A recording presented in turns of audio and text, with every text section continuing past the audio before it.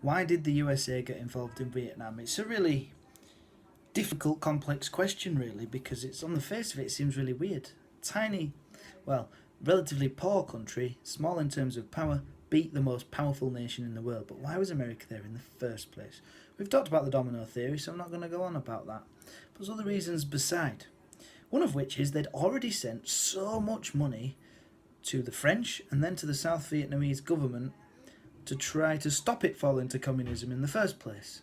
That would have all been a waste and an embarrassment. If they'd done all of that and it still fell to communism, then it wouldn't look particularly good. In the context of the Cold War, propaganda victories are really important. There's another reason.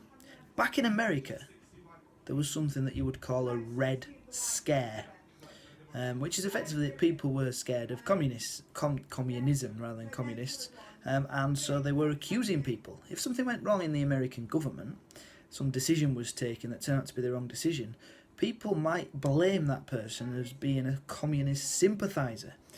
There was a man called Senator McCarthy, one of the American politicians, who basically did a witch hunt to try to root out the communists in American government.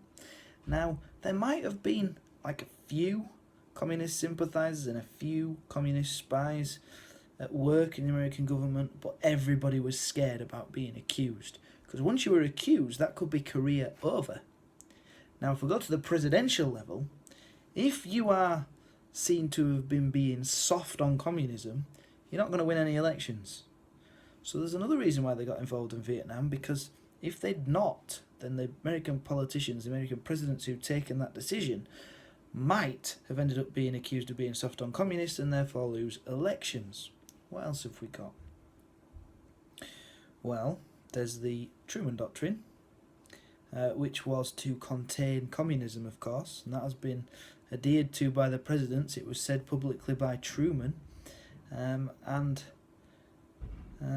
if we think on the practical level, they were sending money and weapons and things to South Vietnam. The South Vietnamese government and army were wholly inadequate for the task. They were not up to the task at all.